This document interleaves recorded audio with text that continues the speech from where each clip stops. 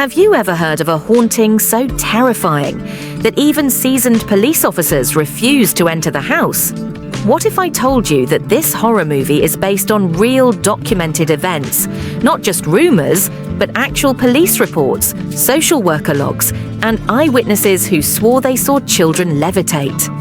Welcome to the world of The Deliverance, a 2024 supernatural horror film directed by Lee Daniels. But this isn't just another haunted house story. This movie pulls back the curtain on a real-life mystery, the infamous Ammons haunting case, also known as the 200 Demons house. What started as a family's quiet move into a new home turned into one of the most disturbing paranormal cases ever recorded in the US. In this video, we're diving deep into the chilling plot, the emotional struggles of the characters, and the real story behind the horror. You'll learn how The Deliverance skillfully blends terrifying supernatural moments with the harsh realities of addiction, poverty, and survival. We'll also uncover some lesser-known facts about the actual case that inspired this film. Details most people don't know, but once you hear them, you'll never forget. So why should you stick around till the end? Because this isn't just a summary, it's a journey into fear, faith, and a mother's fight against something far more powerful than the system or even herself. If you enjoy horror with heart and truth hidden in shadows, this is the breakdown you don't want to miss. Welcome to Movies Review, your home for deep dives, honest takes, and the stories behind the screen. If you enjoy our content, make sure to hit that subscribe button so you don't miss what's next. Now, let's step inside the house, if you dare. Ebony Jackson is a single mother trying her best to rebuild a broken life. After years of battling personal demons, she finally manages to find a new place to live with her 3 children. They move into a modest home in Pittsburgh, hoping for a fresh start. But peace is short-lived. What begins as a normal move-in quickly turns into a series of events that grow darker with every passing day. Ebony's past is far from clean. She's been haunted not just by tragedy, but by her own choices. Struggling with alcoholism, she's barely holding on to her role as a mother. Her history with Child Protective Services looms like a shadow, constantly threatening to break apart her fragile family. The authorities already view her as unstable, and any mistake could lead to her losing custody of her children. Still, she clings to hope, determined to provide something better for her kids. But things start going wrong almost immediately after they settle in. Strange noises echo through the house. Doors slam without warning. Lights flicker even when the electricity is fine. The youngest child, Dre, begins acting strangely. He talks to invisible figures. He screams in the night. His behavior becomes disturbing and erratic.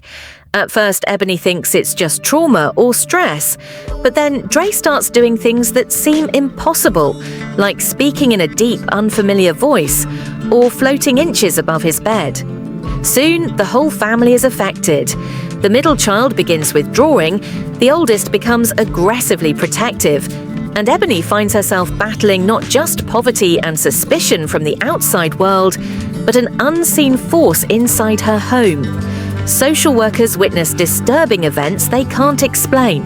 Police officers report feeling sick or frozen with fear upon entering the house. The haunting is no longer just spiritual, it becomes public. And Ebony, once seen as just another struggling mother, is now in the middle of a national news story. As the situation spirals, religious leaders, doctors, and even skeptics are brought in. What follows is a high-stakes battle between faith and fear. In a climactic showdown, an exorcism is performed to rid the boy and the house of whatever dark presence has taken hold. But even then, the question remains: was this truly a case of possession, or something far more human and far more heartbreaking? The movie doesn't give simple answers, and that's what makes The Deliverance so haunting. It forces us to consider what's scarier: demons from another realm, or the demons we carry within ourselves. At its core, The Deliverance isn't just about demons or dark spirits, it's about the personal hell people live through every day. The film tackles some heavy and often overlooked issues: addiction, poverty, child welfare, mental health, and the trauma of being unheard. These are the real monsters that Ebony Jackson battles, long before anything supernatural begins. Ebony's alcoholism isn't just a background detail, it's a symbol. It's a reflection of how hard life has been for her. Struggling to stay sober, she's also fighting to be believed, to be trusted, and to protect her kids in a world that keeps tearing her down. And when the supernatural events start happening, they mirror the chaos inside her life. The house doesn't just creak and groan, it screams her fears back at her. The movie shows how society often fails people like Ebony. She's judged before she's helped. She's labeled as unstable or irresponsible, when in reality she's facing overwhelming odds with very little support.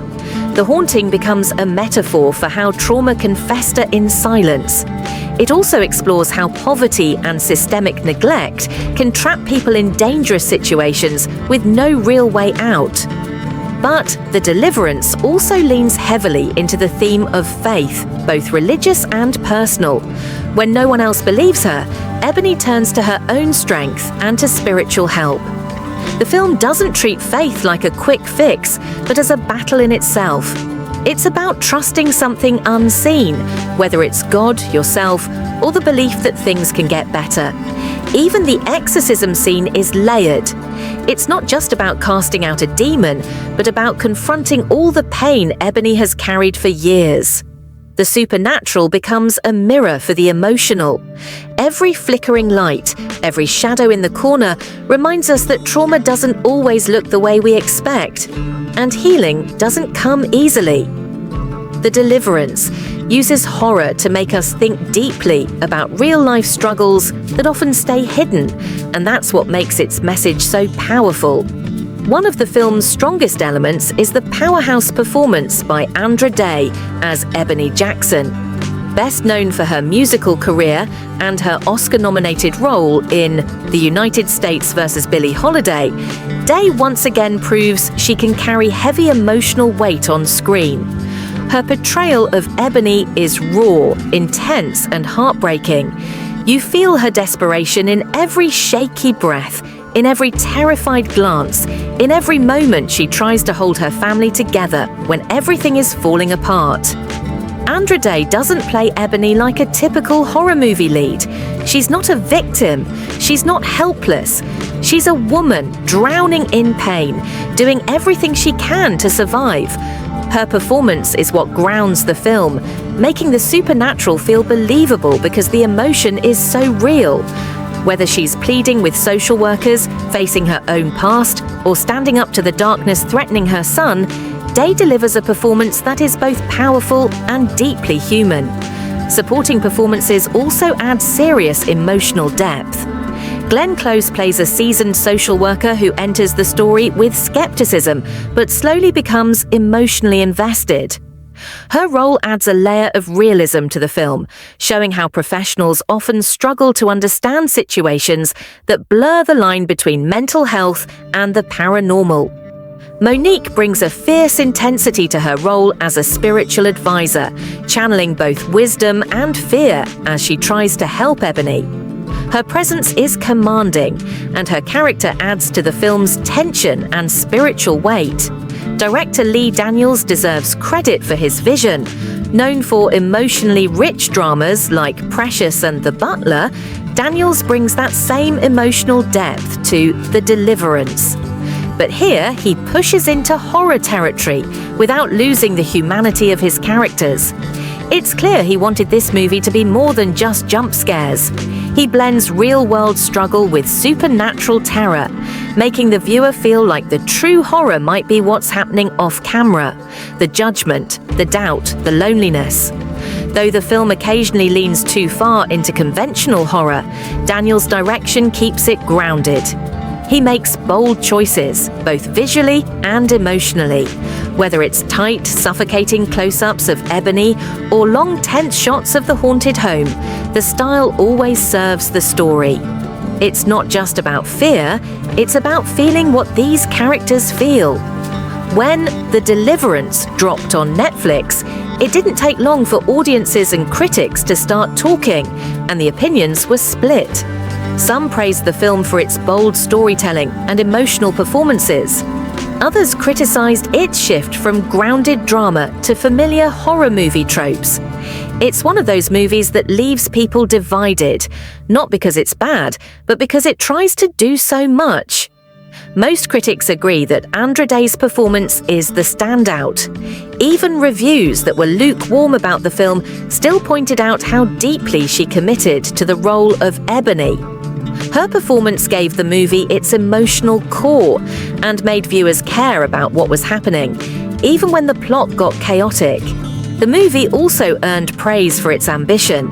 It's not easy to mix horror with serious social commentary, but many felt that The Deliverance at least tried to say something important.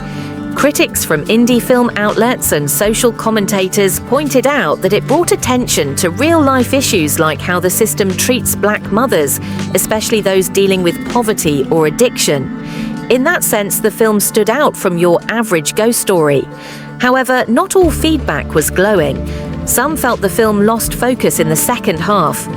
As the story moved closer to classic horror territory, with exorcisms, possessed children, and loud supernatural scenes, some viewers felt it abandoned the grounded, emotional tone it had built up. The pacing was also called out. The movie starts strong with character development and atmosphere, but halfway through, it rushes toward the climax, leaving some threads underdeveloped. A few critics also noted that while the movie was inspired by a real case, it didn't go deep enough into the actual events. Instead, it used them as a backdrop for fictional drama. For viewers hoping for a true crime-style retelling, this could feel like a missed opportunity. Still, The Deliverance has sparked conversations, and that's what good cinema often does. Whether you love it or feel unsure about it, the film stays with you. It pushes boundaries and tries to give horror a soul. And for many viewers, that's exactly what made it worth watching. The Deliverance isn't your typical horror film. It takes risks. It dives deep into themes that most supernatural movies avoid. Instead of focusing only on ghosts and possessions, it tells the story of a mother's fight for her children, her sanity, and her truth. That alone makes it stand out in a genre filled with predictable scares. Yes, the film has its flaws. The shift from emotional drama to standard horror might feel sudden for some. Certain plot points could have been explored more deeply, and the pacing stumbles a bit in the final act. But those flaws don't erase the heart at the center of this story.